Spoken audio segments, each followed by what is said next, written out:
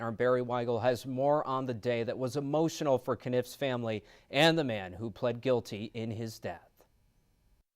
And every day when I wake up, I choose again not to be angry. I do this because it is what Dave would want me to do, and it's what I want to model for my boys.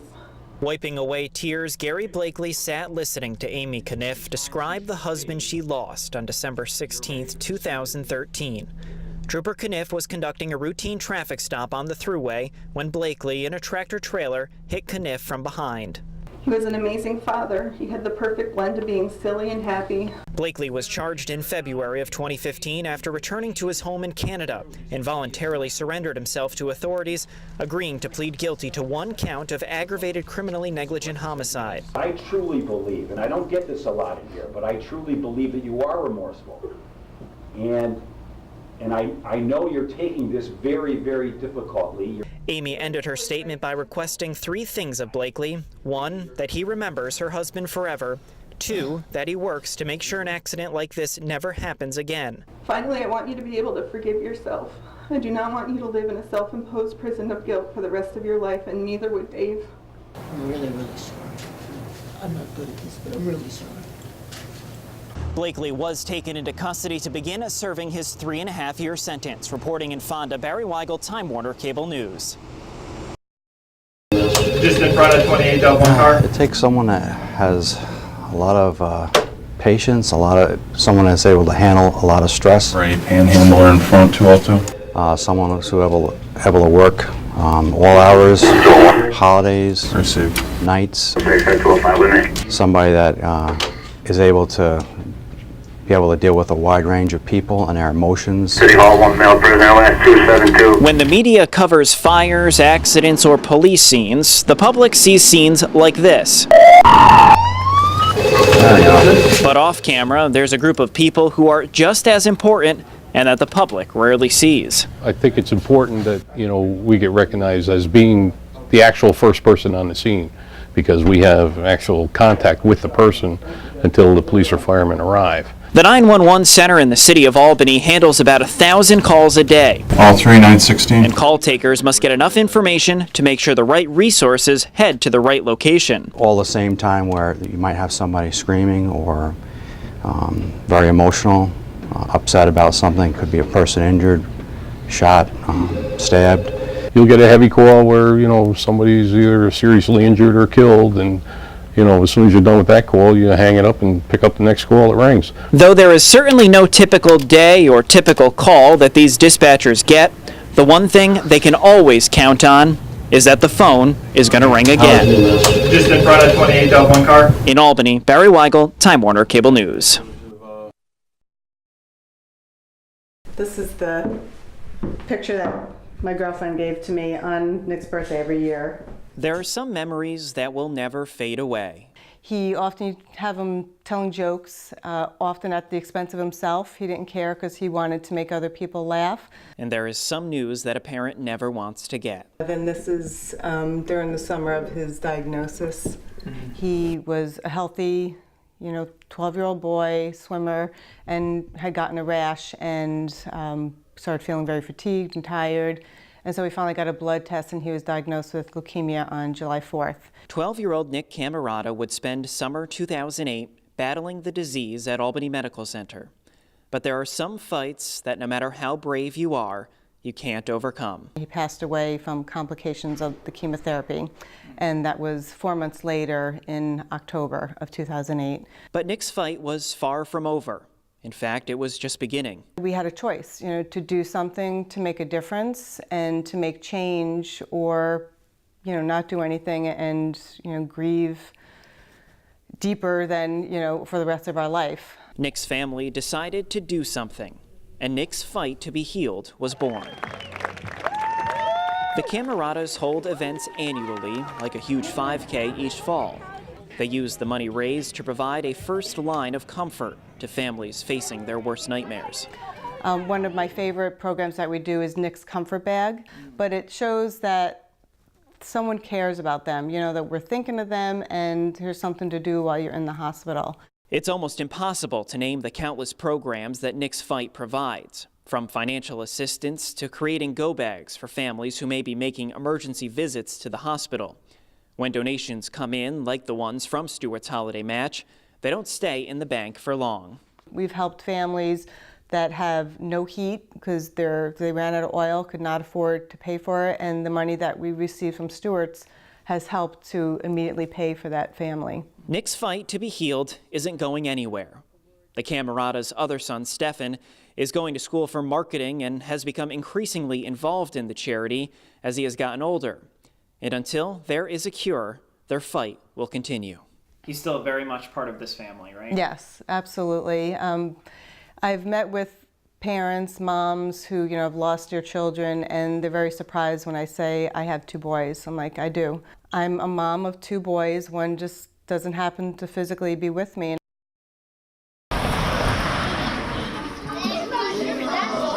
It's that magical time after school, fresh off a day of learning, filled with energy. When you have a group of kids that have nowhere to go, they get out of school, what do? They wander the street, their parents aren't home, they have nothing to do, they have nobody to help them with their homework. But thanks to a program that's been around since the 1940s, the Brooks and other families living in Albany don't have to answer those questions. It's a great resource, and it's free. Even better. Amazing. 3 of Sherry's 4 kids have all attended the Trinity Alliance after-school program, with her 4th hoping to start soon. The boys, who are the 21 and 14-year-olds, love it so much that they both have volunteered here after they aged out of the after-school program. Trinity Alliance's organizers say the approach they take isn't just getting children off the street, but it's really neighborhood building, teaching children life lessons. It's sad to think about where these kids would be, and they get snacks. And I know, sadly, some kids may not eat in the summertime during the day if it weren't for the meals that they were provided here.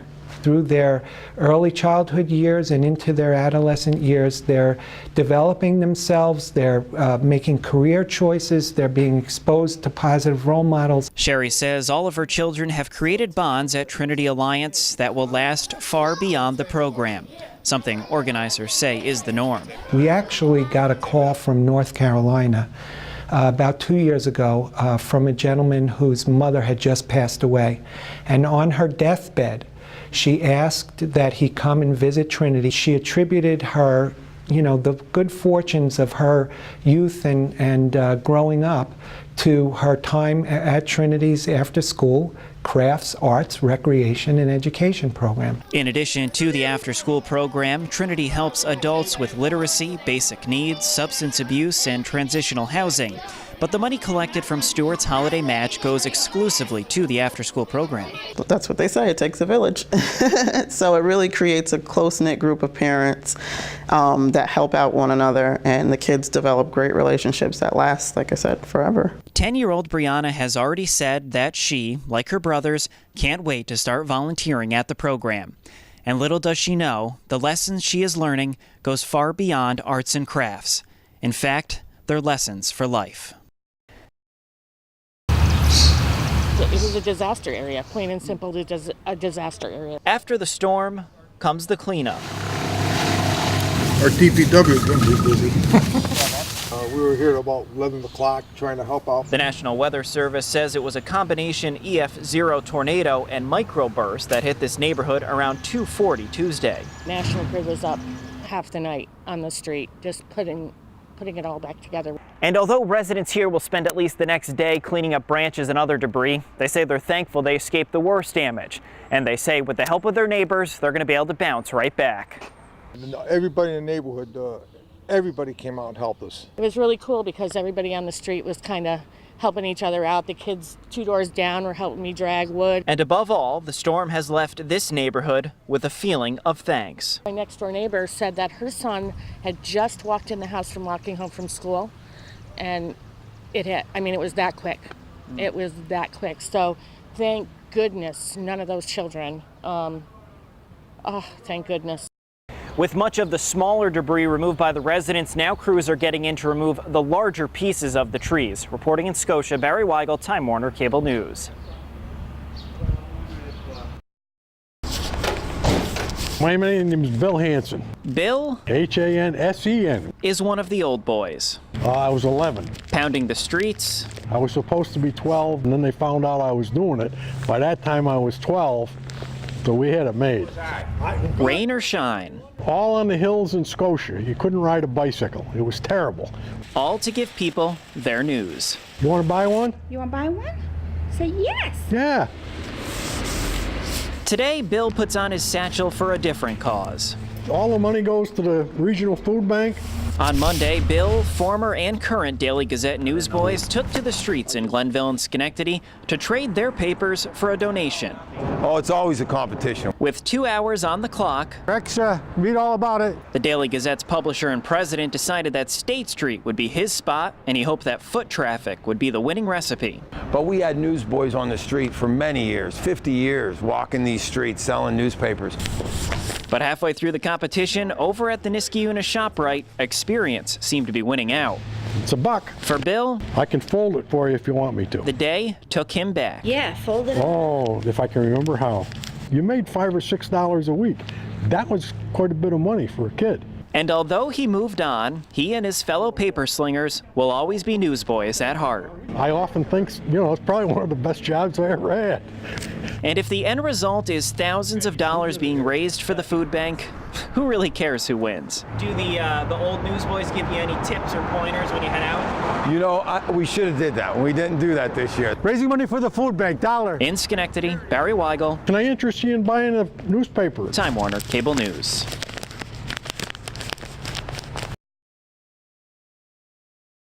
Oh, say, can you see by the dawn's early light? We had a job to do. We did it. It was a little difficult to do, but we got it done. At 94, Sandy Berkman is the senior member of Wednesday's Patriot Flight. It's quite a day for the veterans. Every veteran has a story. Sandy watched as the iconic flag was raised at Iwo Jima. But what makes Wednesday's trip even more special is Sandy's compatriots. Real venom now with the Vietnam vets. I'd have to say they didn't get a real welcome home. They got the kind of events that really became things that they wanted to forget. And I can actually say, being in San Francisco International Airport, I was spit on by a young hippie, I would say. And all these years, I've always wondered whatever happened to her. And the rockets. You don't get mad at the warriors. You don't get mad at the soldiers because you don't agree with something. So the Vietnam vets really weren't treated too well. Wednesday's ceremony and trip is about doing everything they can to make up for the disrespect all those years ago. The vets say being with each other as they stand in front of the memorials that honor them is an experience that takes their breath away. And no matter how often they go, it speaks to their soul. And I was very proud of being a part of that. For the land of the free. In Colony, Barry Wygel. And the home of the brave. Time Warner Cable News.